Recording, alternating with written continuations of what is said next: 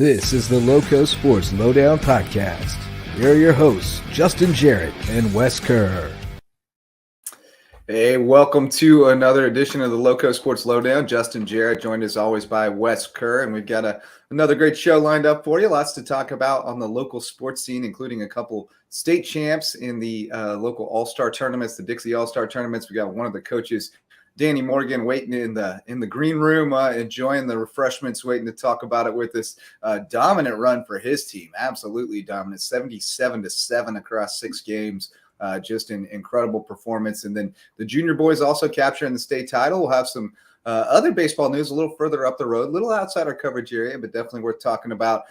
Some new head coaches in the area. And then in the second half of the show, we're going to talk with McKenna Swinton, state champion thrower from May River, who is headed up to Claflin University next year. We've also got some golf news, a little USCB talk, and a couple other things on the docket. But how you been, Wes? It's been a week since we got together on the air here. You holding up okay? I'm doing well. I'm already starting preparations for this upcoming high school football season because we are just less than a month out from our first action over in Charleston. So countdown is on, and I've already been starting to put together some previews for Prep Red Zone and put together some content.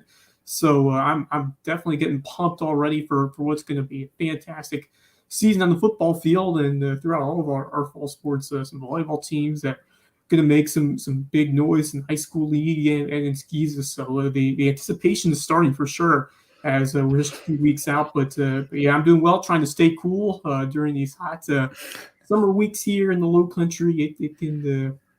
It can get pretty sweltering at times. So when you're out there in the middle of the day, so trying to stay cool as much as possible. But yeah, a lot of exciting things on the horizon. And how about these baseball state championships team? I mean, that's a tremendous accomplishment from the coaching staff down, these players to buy in, and especially with Morgan's group, who absolutely tore apart the competition to win the state title and advance to the World Series. So props to them and props to both of our state championship teams.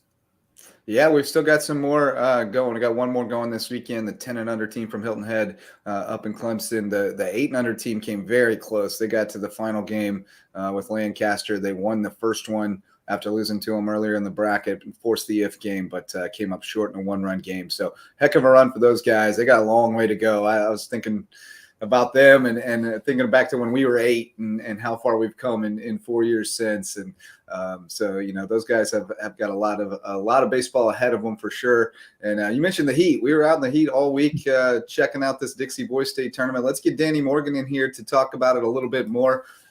Welcome to the show, Danny.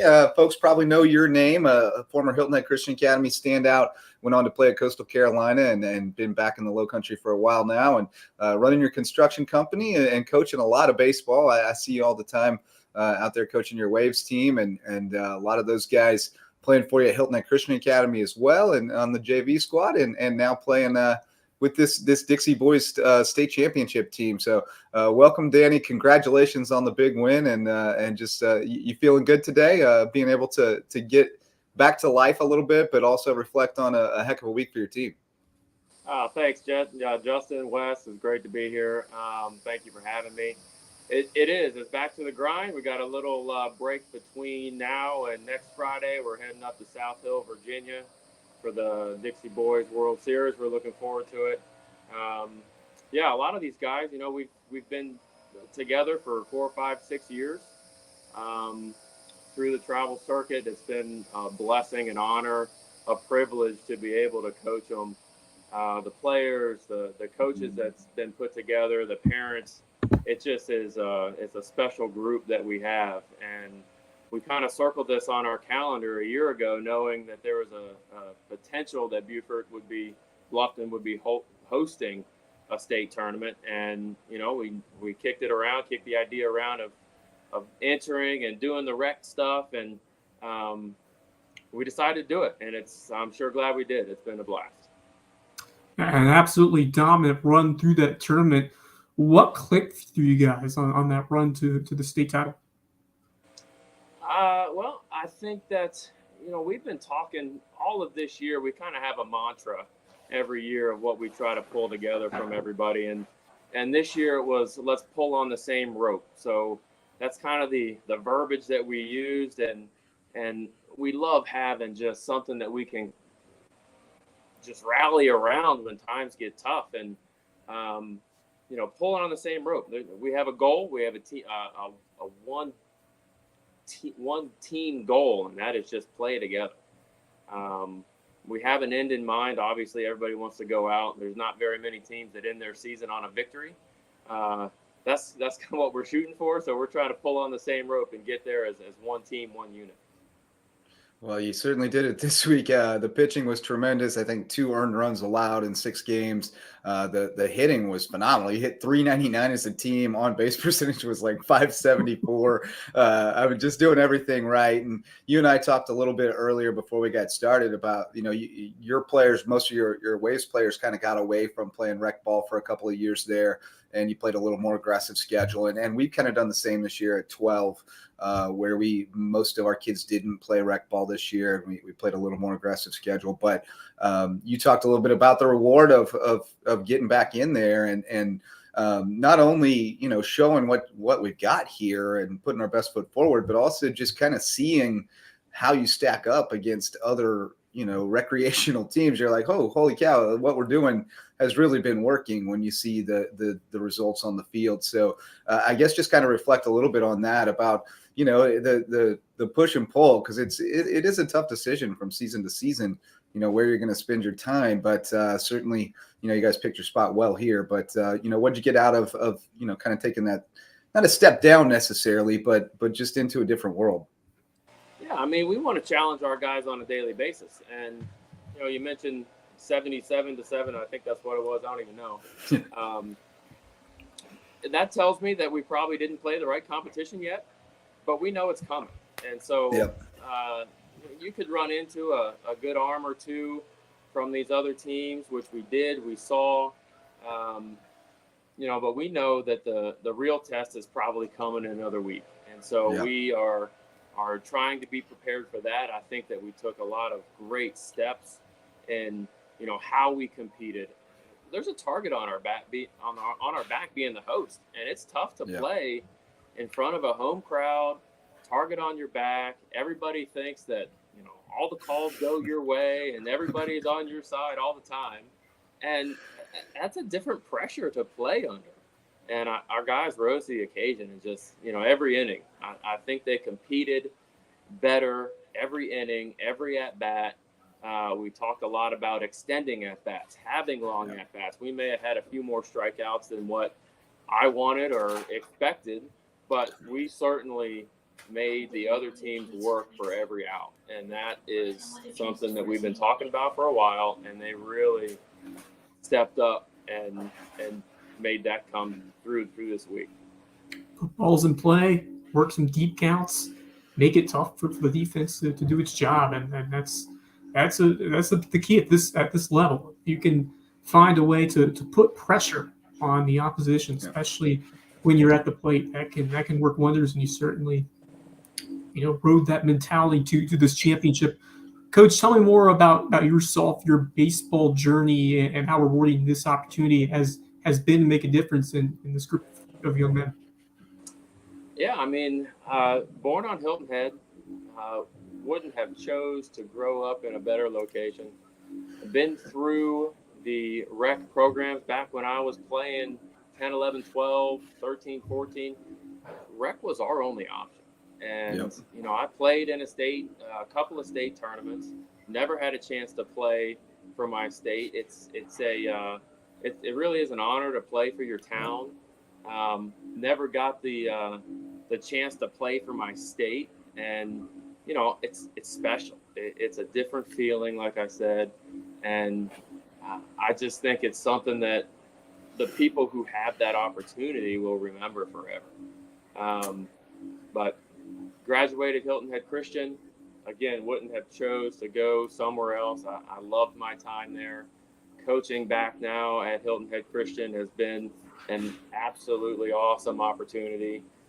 Seeing that program grow through the last, 3, 4, 5 years has been incredible. Very proud of everything that they've accomplished and the direction that it's headed. But, played a little bit of college baseball, and I feel through my years playing college baseball that I was taught a lot of different things through different positions and everything. I think it just all has prepared myself to just hand over as much information as I could to every player that I'm ever had the opportunity to coach. And that's really what it's all about. Also, a very dangerous middle of the order hitter in the Beaufort Adult Baseball League. Don't sell yourself short. You're still a threat over there.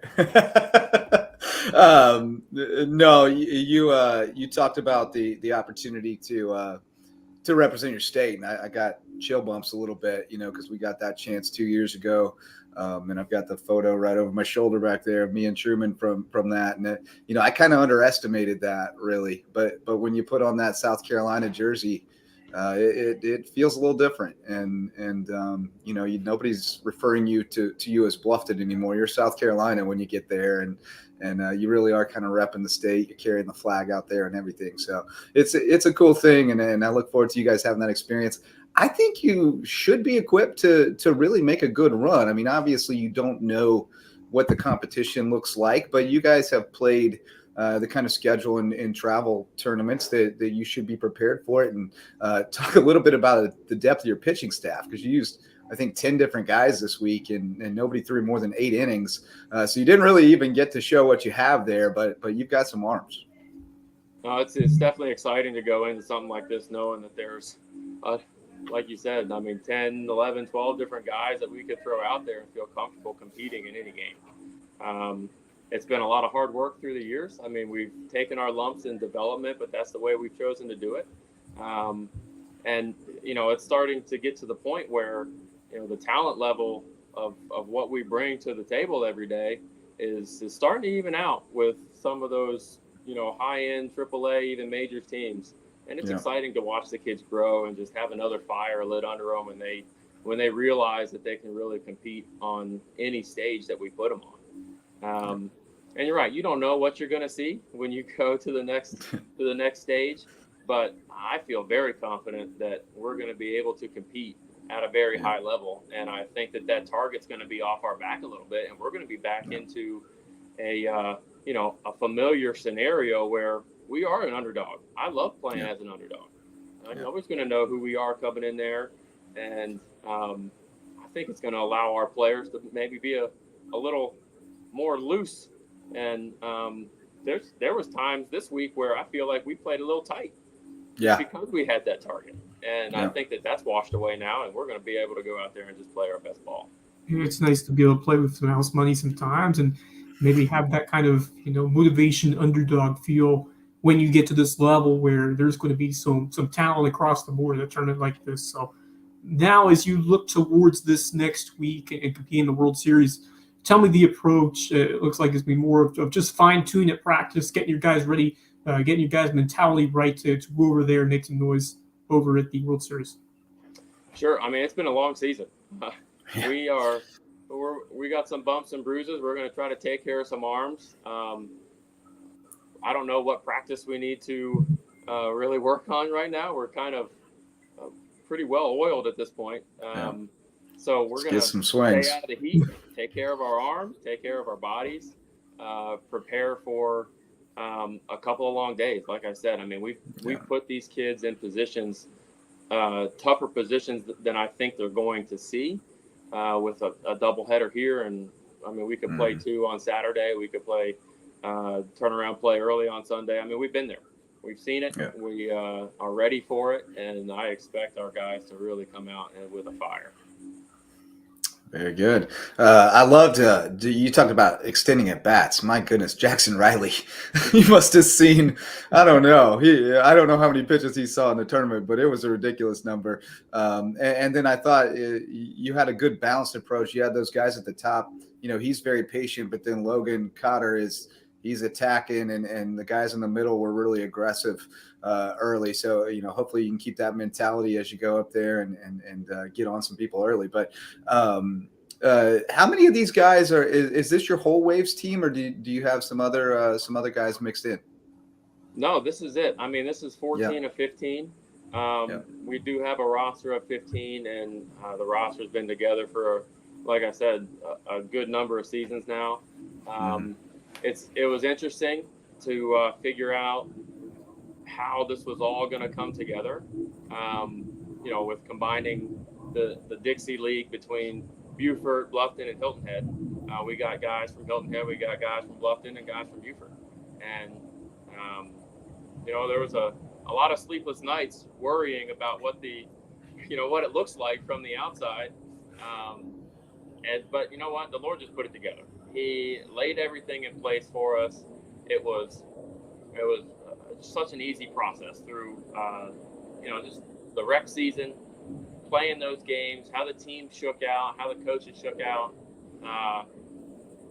Everybody we were all on the same page the whole time. The people from the county, Shannon, Evan, Alex did such a great job throughout the rec season. And then obviously hosting an event like this, it just is, it was strenuous to say the least. And they went to work through weather, through a number of different issues that they had to work through. It was a great event. They did a fantastic job getting everybody together, keeping it organized. Not an easy task, but that Beaufort County showed out. Yeah, we've been to these things at some other places. It's different. Like, they do a really, really good job. The live streaming, all that stuff. It's nice. And then the 13U All-Stars win the junior boys title as well, and had a couple of other Dixie youth baseballs when the younger teams get close to win state titles of their own. So just reflect on the state of youth baseball here in the Lowco and how it's grown, how it's evolved, and what we could see in the future. Yeah, we're in a world of me, right? And if it doesn't go our way, we kind of find our next best thing. So I think, us personally with our team, it's a little different. And these guys are committed, and these guys are having a blast together. This is a baseball family. This isn't just a random team that we put together. And we've tried to instill that commitment to everybody. And the support between just the parents and putting their full support in us as coaches with the kids it's awesome to be a part of it. I think it's a lot different than what you see elsewhere around the country. When it comes to rec, rec ball has definitely fallen off in the last couple of years. But I'm hoping that we can show somebody how cool this is to do. This really is a different feel than just a random travel tournament, even the big ones. You play for something. We talked all year about playing our best baseball at the right time, and that's what baseball really is. It's not always the best team that wins. It's the team that's playing the best. That's true in the big leagues. That's true in high school. It's true when you get to Omaha. It's the team that's playing the best that wins, the team that's playing together and playing the best. And it's a learned skill to go through a long season and be able to perform when it matters. And that's really, I think, what we were trying to teach these guys this year. These guys have been at it since January 30th. 4, 5, 6 days a week. And it's long, and it was a difficult time. But, we're here at the end, and I really do believe that they're playing their best ball right now. And I think it's exciting that they can see the fruits of their labor as they get to the end and say, all right, here's our target, here's our goal. Let's find out how to work together and go get it. Yeah, and I have to give you kudos for the job you've done with that Waves team. We very much modeled our team, in the same mold as far as what we want to teach and what our mission and our objectives are. And we've been able to have the same kind of retention that you have, and we have 12 of our 13 coming back for next season, and one just needs to take a little downtime. I think he may be back eventually, but that's really what makes it special, is when you get that group of kids and you keep them together and you watch them grow together, not only as individuals but as a team, and understand how to play unselfish winning baseball. That's it's the most rewarding thing. So gotta definitely give you your props there. You're doing a great job, and we look forward to seeing what you guys can do up in Virginia. I like your chances a lot, and definitely have a lot of faith in this team. Yeah, I appreciate what you guys do. You guys keep the access to everything going around our area. Keep us informed, man. I really appreciate it. All right. Thanks so much, Danny. We'll talk to you on the other side of this thing. Best of luck up there. You got it, guys. Talk soon. All right, great stuff with Danny Morgan, Wes. When I first got here in 2005, Danny Morgan was kind of a legendary name. Like, oh, Danny Morgan, he played at Hilton Head Christian. He's going to Coastal Carolina, and now I've known him for a long time, and got to see him, grow into a father and a really good coach, and really impressed with what he's done, not only with that travel team, but now being able to transition them into this all-star opportunity and take them to the World Series, where like I said, I think they've got a real shot to take this thing home. I felt like we had a chance in the 10U thing 2 years ago, and it didn't work out in our favor. But I think if we had it to do over, we would have had a shot to win that thing, and I think they have the talent to do it. So hopefully they can bring it home. Yeah, the margins are so thin when you look at teams that make it to the World Series. It's just these minuscule plays. You can say that about so many different levels of baseball. It's all about, like you said, can you perform? Can you get the big hit? Can you make the important pitching, defensive plays at the right times, at the biggest times? And as he said, it holds true from youth baseball to college in Omaha to October in Major League Baseball. Do you have that spark to step up after the grind of a long season, a long year, to make the difference? And that's what these guys are going to try to do. And I love the mentality. I love the way these players have bought in, and also the way these parents have bought in. To be supportive and provide that extra spark and love for these kids that have grown up and have been playing together for a long time. And now, as he mentioned, seeing the fruits of their labor. Being able to represent your state. Not very often you get to, because I know high school you're all playing for one state championship. So when you get to this kind of event where you're representing not just your town but your entire state, there's that extra level. Just you got those goosebumps flowing. It's it means more than ever before, because you're representing an entire state, and it just makes you want to own up to that and play your best baseball. And I'm sure these guys are going to, be at their best, just like they were in a dominant run through the state tournament. So, congratulations to Danny Morgan. What a fantastic job that he has done with the Waves and with this program, and wish him and his team all the best of luck next week at the World Series. Yeah, and shout out as well to Alex Hunt, another player in the Beaufort Adult Baseball League, who coached that 13U team. Did a terrific job with them. Like I said, they were more of a ragtag group. They had a number of kids who played travel together, but then they had a lot of other kids filling in around them from Beaufort and various other groups. But I thought he did a really good job of pulling that team together in short order. And obviously it was a 3-team tournament. They didn't face, the level of competition they're going to see next week by any means. And they may be out of their skis a little bit when they get up there next week, but they competed and they got it done. They lost that one game to Oconee County and came back and beat them for the championship, which was, gutty effort. So, and I felt like they were definitely pressing a little bit, playing in front of the home crowd. So they may get in their comfort zone a little bit more when they get out to Opelika, Alabama next week. But some more baseball news real quick, Wes. Somerville's PJ Morlando. If you don't know that name, you certainly should if you're a baseball fan. He won the high school home run derby before the All-Star game in Seattle. Ridiculous performance. I think he hit 8 in the finals, but he hit like 24 in qualifying, was just hitting upper deck tanks. This guy is unreal. I know he's committed to Carolina. He's a 24. I think I heard he's going somewhere else next year, like IMG or someplace. But gosh, if he's back at Somerville, you got to go watch him. That's ridiculous. Yeah, he is going to be a must-watch product as he gets into this next season, because, absolutely putting on a show in the brightest lights possible, in front of a big crowd over in Seattle of 55,000. It was during the home run derby. It was either before or during, so they had breaks, and they had the finals. They had, the finalists hit in front of that crowd.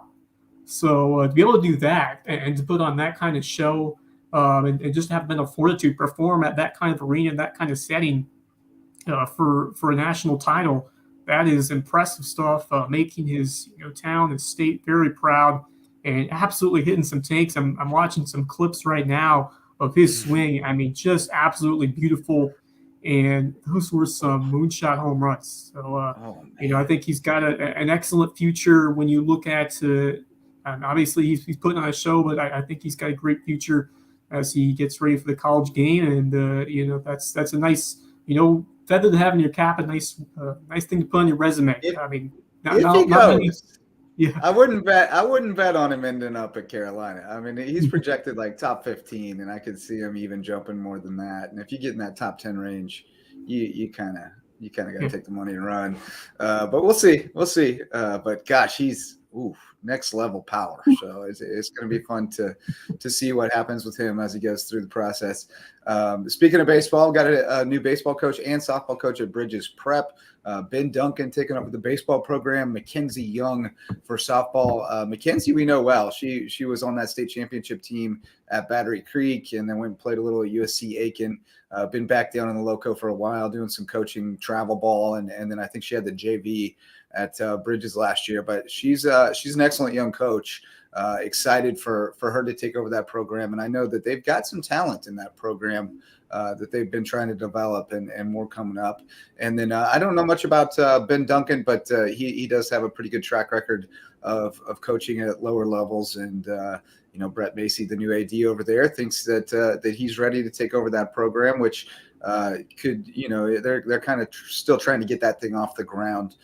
It got to a certain level a couple years ago, and then Blake Gruel left, and it's kind of fallen off. So we'll see if Ben Duncan can get it built back up. But certainly Bridges is kind of not a sleeping giant per se, but a school to keep an eye on because they've got some programs that are really starting to take hold. That boys basketball team has had good runs. The boys soccer has been really good, and the school's still growing. So I think they're going to continue to develop that athletics program as the years go on here.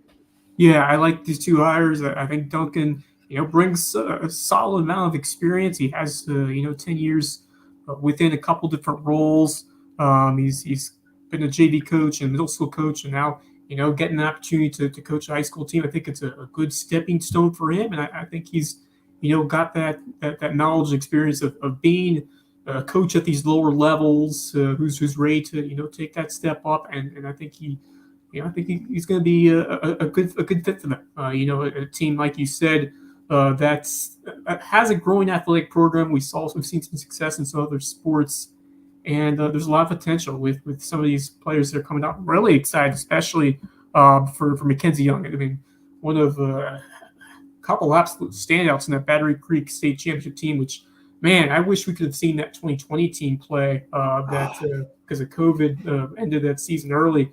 That was such a fun team to watch. I only got a couple weeks of it until they had the call quits because of COVID. But man, I wish I was around for that 2019 team. That was a heck of a squad. Great team, Mackenzie Young back here in the Lowco. I mean, all region, all state, north, south, all star. Brings that determination, that winning mentality over the Bridges Prep, and I think they've got some young women over there who are ready to take that leap. So I'm very excited to see what Mackenzie Young does back here in the Lowco with Bridges Prep. I think that's a terrific hire. Yeah, I agree. Absolutely. All right, Wes. Well, let's take a quick break and hear from our sponsors, and then we'll be back with McKenna Swinton, another state champ, joining us here on the LowcoSports Lowdown. Coming up next after a word from our sponsors. Hey, Lowco sports fans. This podcast and all of our grassroots local sports content are made possible by support from community sponsors, including Mickelson Law Firm, the official real estate attorneys of Lowco Sports, and the presenting sponsor of our Hilton Head Christian Academy coverage. Our original sponsors are still among our greatest supporters. Ryan and Tiffany Mickelson are community pillars who will be in your corner no matter your legal needs. When you need legal representation, call on the attorneys who support Team Lowco. Call Mickelson Law Firm. Hospice Care of the Lowcountry, the official hospice provider of Lowco Sports, and the only not-for-profit hospice in southern Beaufort County. For more than 30 years, the committed, compassionate staff at Hospice Care of the Lowcountry have been there to ensure your loved ones find comfort, honor, and dignity at the end of life. Because at Hospice Care of the Lowcountry, it's not about dying, it's about living. Homegrown Home Inspections, the official home inspectors of Lowco Sports. Jan Lucas and his team provide thorough, detailed home inspections aimed to ensure everyone goes into the transaction with open eyes and confidence. Jan would rather reveal an inconvenient truth than look the other way and provide reassurances that could come back to burn the buyer in the long run. If you're looking to buy or sell a home and need an honest, reliable inspector, call on Homegrown Home Inspections, official sponsors of Lowco Sports. DDS Web Design, official SEO experts of Lowco Sports. If your business or organization has a website and you're trying to figure out what SEO is, you need to call on Denise and Dave Sinkovich at DDS Web Design. They'll provide a free consultation and do all the behind-the-scenes work to boost your search engine optimization and get your website found online so you can take your business to the next level. DDS Web Design, official SEO experts of Lowco Sports. American Wood Reface, sustaining sponsors of Lowco Sports. Does your kitchen need a facelift? Before you start picking out new cabinets, give Ben and the team at American Wood Reface a shot. They can reface your existing cabinets to overhaul your aesthetic without the hefty price tag and reimagine your kitchen at a price point you can manage. Be sure to tell them Lowco sent you, because every referral helps support Lowco Sports. 4M Metals, sustaining sponsor of Lowco Sports. Got metal? Your roof might need it. Metal roofing advantages include better energy efficiency, weather protection, longevity, a more aesthetically pleasing design, and the product is all green. So if you've been thinking about a new roof, go metal. Let 4M Metals be the difference in your roof. Jay's Barbershop. It's the talk of the town and the place to be in Ridgeland. If you need your ears lowered, head over to Jay's for a fresh cut and great conversation with good folks. And tell them Lowco sent you. Local Pie, official pizza sponsor of Lowco Sports. They sling some of the best pies in the Lowco, and my kids say the mac and cheese is the best around. Hungry? Hit up Local Pie, longtime supporter of Lowco Sports.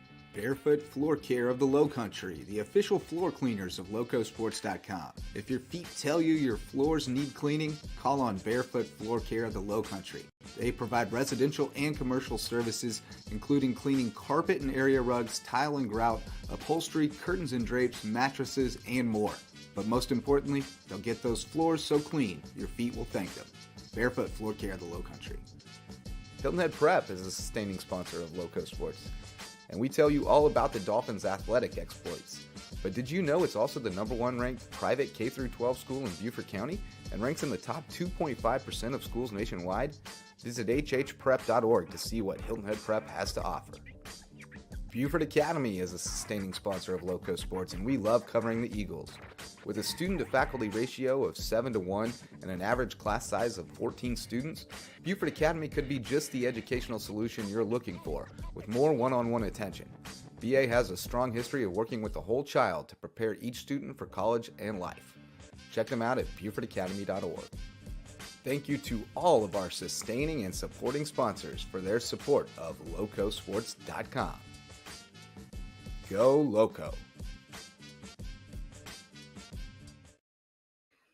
All right, back here on the Lowco Sports Lowdown, Justin, Jarrett, and Wes Kerr. Thanks so much to all of our sponsors, and we've got some new ones on board that we'll be introducing for the next school year coming up. We're about to flip the calendar over, Wes, and start talking about high school football in lots and lots of high school football coming very soon. But we're still, reflecting on this past school year, and we've got a state champ from the Lowco to join us now with McKenna Swinton jumping in with us, and hopefully she's all hooked up. There we go. What's up, McKenna? How you doing? Hey, good to see how's you. it going? I'm Hope doing you're good. taking it easy this summer, but big things ahead for you. Congratulations, first of all, on your state championship. Tremendous effort, and on your signing with Claflin University. Thank Tell you. us a little bit about what it meant to you to finish your career on top of the podium. That had to be a great feeling. Yeah, it was really great. Especially for shot. I've been doing shot for a good little minute now, especially my sophomore year going to state that first time. And I just wanted to win so bad. So doing it in my last year was just great. Talk to us I've been about feeling your, the finishing go ahead. on top. Yeah, All right. great to finish on top there in the shot put. But just tell me how's your summer been so far, or what you've been doing to kind of stay ready for your next adventure over in Claflin. Yeah, I've been training a lot, getting ready to start that indoor season coming in college. So I've been working, trying to get there, doing what my coaches wanted me to do and all that kind of stuff. And most of all, I've been working too, so I can have a little bit of money before I go off. A little bit of walking around money when you get up there, Yeah. right? Yeah. Tell us about the recruitment process for you, or what it was like for you, because it's different for everybody. You go into it with different priorities, with different ideas. What was it about Claflin, and what other schools did you consider? What was that process like for you? Well, at first, I wanted a school that would have cybersecurity or any type of good computer science program. So Okay. I kind of aimed for a bunch of schools for that. And also, I aimed for schools that were building a track program or were already in the works and doing it. And Claflin was a CIAA champion Mm-hmm. this year, so I just went for them. Yeah. Great to see you continue your career at Claflin, and a lot of history. It's the oldest and first HBCU in South Carolina. So just reflect on how special that is for you to continue your athletic and academic career over at Claflin, a very historic HBCU in South Carolina. Yeah, it's great. I love being known as a Panther now at a very historical black college, especially, and it being the oldest black school in South Carolina is also cool too. I didn't really know that coming into that, but it's actually really cool. You would think it would be like old, but it has some new features to it. It has a new student center which they're building, which should be ready by the time I get there. So honestly, I love it. Tell me about your journey through sports, because I know you also played basketball. I'm sure you Hmm. did some other things growing up, but what kind of got you into sports? I know your pops coaches football, so that Yeah. probably he's a sports guy. That definitely gets socialized into you. But how'd you kind of go through the sports journey, and when did you kind of just start to focus on track and throwing as kind of your specialty? Yeah, at a young age, I mostly played basketball. I started playing basketball around like 6, 7, especially at rec, and then I just started playing basketball for AU team. I played for the Bluffton Bulls, which was a really good experience for me. I loved it over there, and then I decided to play JV basketball at May River for my 8th grade year, and that was awesome too. I loved Coach Jameson. She was great. I loved her. Um, then I started playing basketball on the varsity level, which was a really good experience for me. But then I met China Sneed, who also did track, and she introduced me to throwing, and I absolutely loved it. But then COVID hit, so that was a Yeah. big, milestone for me, all that kind of stuff. Yeah, it was pretty boring. But then I came around my sophomore year. I worked all quarantine to get to where I'm at right now, and I decided just to drop basketball and focus.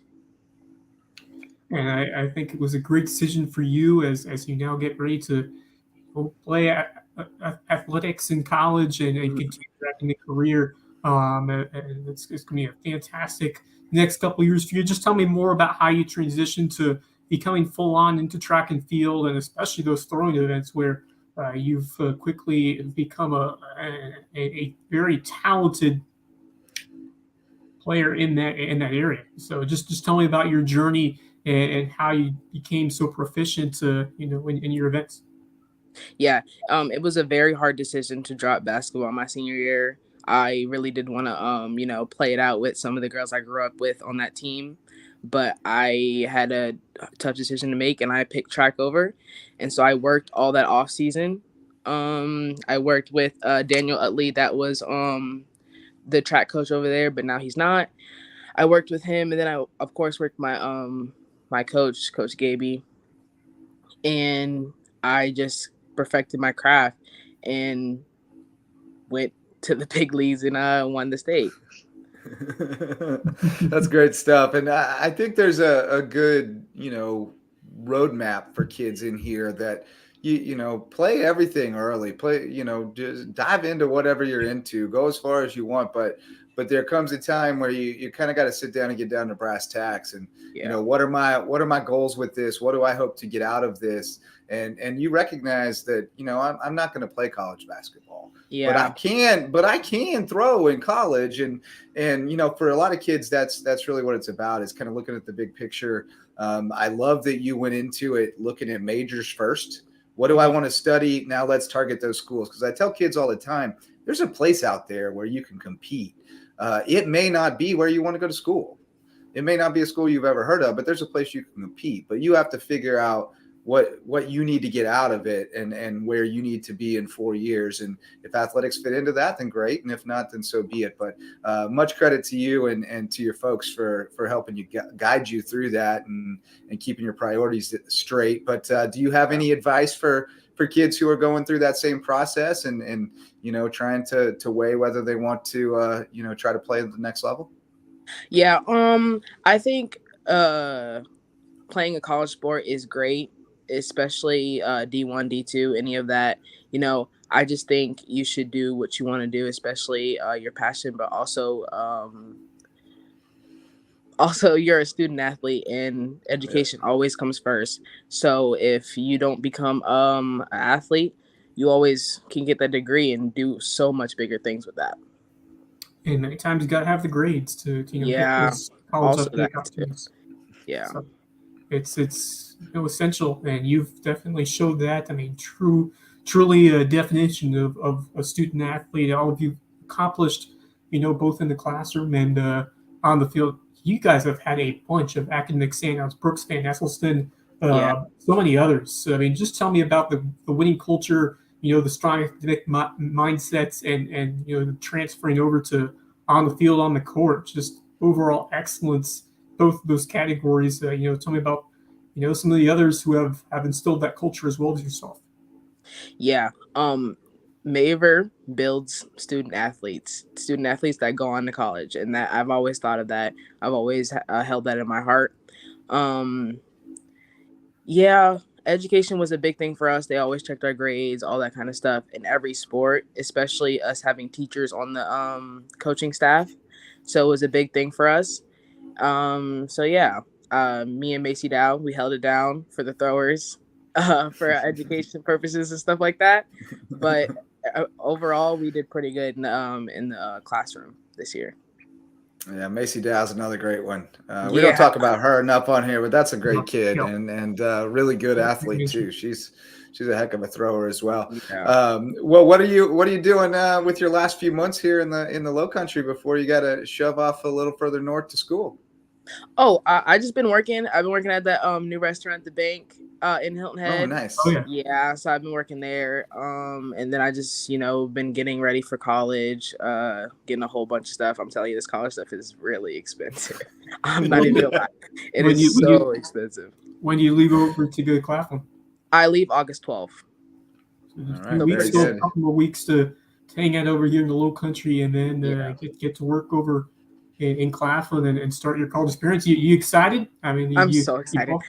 Oh, I'm so excited to get there. They've been boosting us up all over social media on the Claflin pages and stuff like that. It's super exciting. Super exciting. Very good. Well, congratulations again on all your accomplishments, especially that state championship and getting that opportunity at Claflin.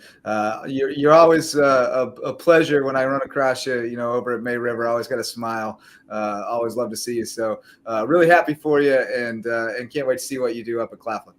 Thank you. I appreciate you guys so much. Thank you. All right. Thanks so much, McKenna. We'll catch up with you later.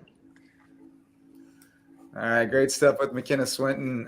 Like I said, just a ray of sunshine. Every time I see her, she's always positive and chipper, and obviously had a great senior year. And like I said, I think she has a great head on her shoulders. When you just hear her talk about how she attacked that process of finding where she was going to go to school and finding an opportunity for herself, she had the priorities right and took the right roadmap and got where she wanted to be. And it's different for everyone when you think about that roadmap to a potential career in college, but most importantly, as she mentioned, what do you want to do in terms of studying? What do you want to pursue? What major do you want to pursue? What do you want to focus on, because it's I don't know if it's JJ Hayes who mentioned it was college may be a 4-year decision when you look at it, but it could be a 15, 20-year decision, because you're studying to eventually pursue a career,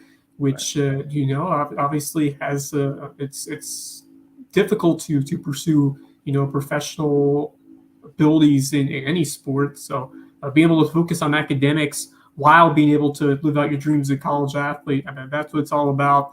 Obviously, I mean, it's the dream of anyone to have a professional talent, but the way that she approached it, just to have that knowledge, and just weighing the different options, playing a couple years of basketball, and then focusing on this is what I could do to get recognized as someone who is talented in that sport and has opportunities to earn some looks to continue it in the college level, because it is difficult, especially basketball. It is not easy to make it to that next level, and just to follow the process of her pointing out, this is what I can do, this is what I can pursue, and take advantage of some of the coaches, some of her teammates that took her under her wing throughout the process, and then to go on that quick rise that she did to become a state champion. It's a very inspirational story, and just a fantastic young woman, as you mentioned. Always a smile on her face. I've always enjoyed talking to her when I've seen her at May River and on these podcasts. So fantastic going. Can't wait to talk to her again after she's had a season over there with the Claflin Panthers, and just so pumped and so excited to see what she does over there at the college level. She did have a quick trigger from 3 now. She could get rid of it in a hurry and shot it pretty good from outside. But she definitely made the right decision, as you said, to pursue track and field and getting the opportunity at the next level now. So best of luck to McKenna. Really enjoyed having her on. And a few more notes to get to before we wrap things up, Wes. More news from Andrew Swanson, the golfer from May River, now at Clemson, having a tremendous summer. He shot 10 under par over 2 rounds at Data Island Club up in Beaufort last week to have co-medalist honors at the U.S. Amateur qualifying. So he'll be playing in the U.S. Am out in Colorado in early August. And again, Swanson having a heck of a summer, man. He made a great run in the state match play. He's really playing well, and we've talked a lot about how he kind of took a step back his senior year at May River after he had committed to Clemson. As far as his scoring goes, but man, he has really been on a tear ever since he won that event in college. He's been really playing well. Yeah, he has been excellent this entire summer. I think it took him a while to get that mindset as he got ready to make that transition from May River to now playing at Clemson. But it's been really cool to see his rise in just a short time. I mean, you talk about how close he was potentially qualifying for the U.S. Open a year ago, and then winning that event early this past fall with Clemson. That's important. Confidence-wise, to be able to hear that you can get it done at the college level and know how to win. We've talked about it with Bryson a lot. Being able to pull out victories. That's really important to continue to have success in your golfing career. But this guy's continued to make headlines and sharing medalist honors at U.S. Amateur qualifying. I'm excited to see what he does. He's made a couple of deep runs in some of those match play tournaments. He's certainly well schooled once he gets to that mentality. It's a lot different than stroke play when you're going 1-on-1 against an opponent out there on the course. So I think he's well schooled in that area, and definitely has the experience and the confidence now to play well in those types of events. So really excited to see what he does there, and then moving forward to his next year over at Clemson. Certainly going to be a guy to watch moving forward, and on a great track record right now as he heads back over to Clemson in the fall. So definitely excited for what Andrew Johnson can accomplish in the future. Just another name of a quality list of golfers that have continued to grow throughout these last few years. Coming from the Lowco, and Swanson has certainly made us proud, and his stock is certainly on the rise. Yeah, no doubt. Let's shift gears a little bit. USCB going into their second year of the D2 transition, and they'll be starting that up soon. They'll have men's and women's basketball players on campus very soon. I saw that they painted the lines on the court. they're getting closer. It's starting to get real, Wes. Yeah, it is just a couple of months away before we tip things off for the first time. College hoops in the Lowco. Of course, with Sharon Versip, the legendary Purdue women's basketball coach on the sidelines, and Ron Fudala, who's certainly someone who has caught my eye as someone who's really excited to take this opportunity on over on the men's side. But it's getting real. We are getting very, very close to the first practice and then the first action over there at USCB. But we got some fall sports first. I mean, we got women's soccer. That's been a fantastic program these last few years. Jay Harris doing a nice job, and I'll be on the call again this year for the Sand Sharks. So I'm excited, to work with them and to call some soccer, because I'm really excited by the way that team competed in their first year transitioning to Division II. I mean, baseball and softball, certainly they took their lumps at a couple of points. They had some bright spots, but I think the women's soccer team did a very, very good job, especially that defensive, that back line, and their goalkeeping was sensational.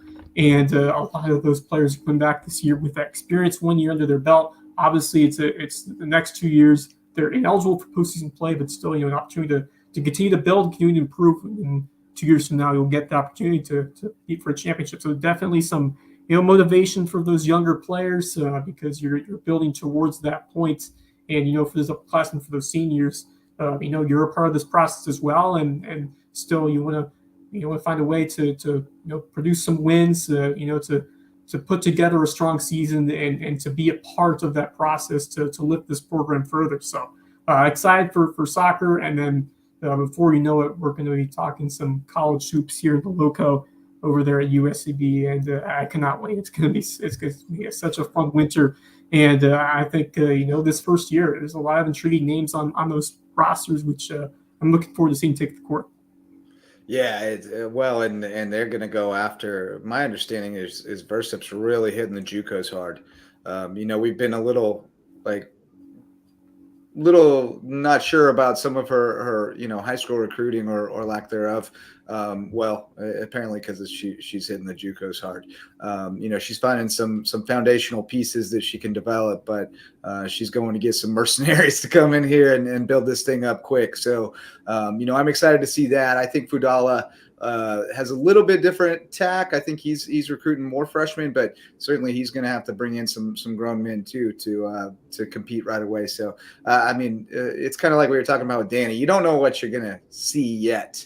As far as how it stacks up, but regardless, very soon we're going to start to play the games on the court instead of in our minds and get to see what USCB basketball looks like, and that's going to be really exciting. And it looks promising that they're going to get an arena too, that they're going to get a convocation center in the next few years, which would be tremendous and might even open us up to host some state championships. Yeah. They had them at Aiken the last couple of years. They're taking the basketball semifinals and finals to Florence Center this year. I like that facility find. The access is great. There's some things about the facility I wish could be upgraded. But certainly, the access point is really great. And I like what they're doing now with rotating it around. I think it gets a little stale when, I thought that Carolina was too big. Colonial Life was too big for it. And it gets a little stale when it's in the same place every couple of years and gives the benefit to the same region of the state over and over again. So I like the rotation thing. And, Florence Center's fine. It's an easy trip for us. Yeah, I think it's a great venue. I really like USC Aiken. I mean, that was a really nice place to host the state championship game. But, I think Florence Center is also a prime spot. And I think it's done a good job it's hosted lower state championship games in the past. And now being able to have it in a central location for the semifinals and the finals, it allows them to centralize everything in that one spot when you talk about everything that's necessary to host those state playoff games, state championship games. So I understand why they do it, and I agree with you. I think it's nice to have a rotation of several different areas, several different schools to be able to have the opportunity to share off your arena, your location, your campus to the states, and it's good exposure for a lot of them. And hopefully one day we will have USCB hosting the state championship game, or even maybe a lower state championship game. We'll see. Its proximity might be interesting with some of the teams from the upper state, but we'll see what happens. Yeah, the Greers and Greenvilles might not want to come all the way down here for the state championship, but we have wrestling state championships up there in Anderson pretty frequently, so I think it's only fair we have them come on down here every now and then. They can enjoy our beaches. But Florence is great too because you got Holt Brothers Barbecue, so at least you got that. So shout out to a former USCB baseball player, Zach Holt, who owns that with his brothers, and unfortunately, his wife, another great St. Chuck, Alexa Muffley Holt, passed away a while back. But great barbecue up there, just tremendous. That was our team meal a couple times when we played the 8U state tournament up there. We went once, and everybody wanted to go back, so we did it again. Well, so if we get Steam the state finals, that's going to be on my list of places. Absolutely. You got to hit Holt Brothers, no question. And one more fun note before we go, Wes. I actually have video of this. So let's see if I can get it up. You put it on here. It's amazing. I mean, it made my day when I saw this. We got good old Savannah Bananas. As you know, in banana ball, rule number 8 is that if a fan catches a foul ball, it's an out. Well, we've got the ultimate here. 9th inning, 2 outs. Fan makes the grab. Game over. And here come the players to celebrate with him. There we go. Replay. Got it. Yeah. It is the coolest rule in banana ball. Because, I mean, where else can this happen? This guy is the hero of the game. It's awesome. He's celebrating on the field. How great is this? It's all about what the Bananas are doing. Their number one goal is to be, they call it fans first, to entertain the fans first. And let fans be a part of it. And, no better way of doing that than having the fan catch a foul ball to win the game and to have him celebrate in the field as a hero. And just a lifelong experience. That's a flex that you'll have for the rest of your life. Sure, a bunch of other kids will have a dream like that to one day catch a foul ball in the stands. I mean, you talk about it happening a couple times, but to happen as a game ender, I mean, that's pretty special. Yeah, I mean, we talk all the time about every time you go to a baseball game, you might see something you've never seen before. But the Bananas take it to another level. They're introducing whole other concepts that we've never seen before. So I just think that's a phenomenal thing. Obviously, there'll always be a place for pure baseball, but there's certainly a place in the world for the Savannah Bananas and banana ball too. When you look at some of the other things they're showing on the Ocho this past week, I mean, banana ball seems positively normal by comparison. I saw some quad ball, formerly known as Quidditch, with guys running around with PVC pipes between their legs, throwing soccer balls and volleyballs. I saw cornhole, all kinds of things they're showing on ESPN. So banana ball is not such a big leap at all. It's just baseball with some quirky rules. Also love the 4 balls, ball 4 throwing around, which we talked to Eric Jones about about all the strategy that goes into that, but just a cool thing there with the.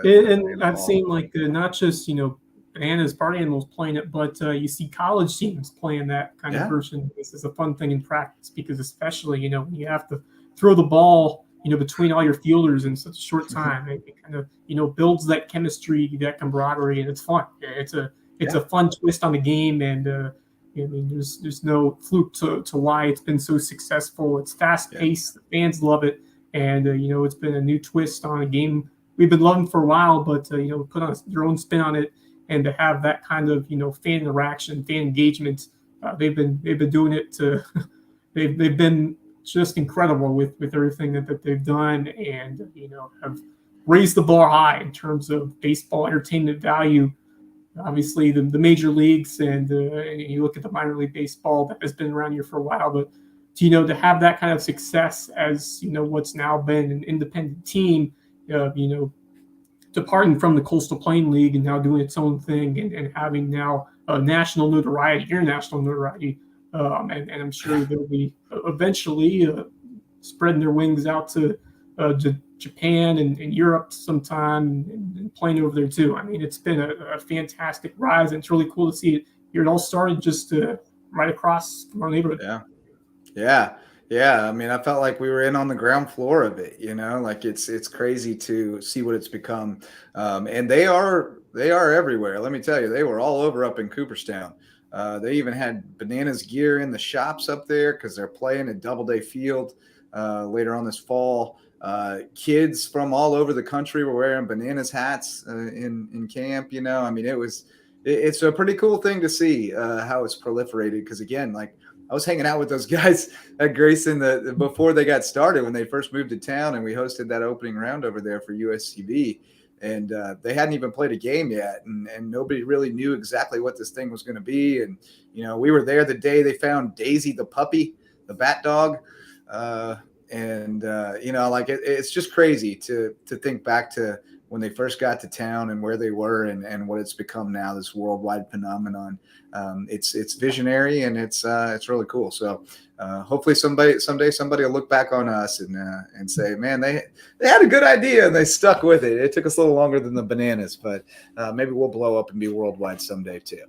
But we've hit an hour, Wes. It was great talking with you about local sports and everything else. And thanks so much to our sponsors who make it possible. Thanks to Danny Morgan and McKenna Swinton for jumping on with us. Best of luck to McKenna up at Claflin and to the Dixie Boys and Dixie Junior Boys at their World Series. And hopefully that 10U team from Hilton Head can join them as well and make it 3. So been a great summer so far. We got a little bit left to go before we get into sports season for fall. We have some new packages out for high school football coverage. We're going to be covering all the teams, of course, in Beaufort, Jasper, Colleton, and Hampton counties, and certainly look forward to getting out there and doing that. But we need sponsors to help support it. So if you'd like to see your advertisements next to your favorite team's coverage this year, hit us up at LowcoSports@gmail.com, LOWCO sports@gmail.com, and we'll get you started and get you in the game with Team Lowco. That's going to do it for today. For Wes Kerr, I'm Justin Jarrett. Until next time, go Lowco.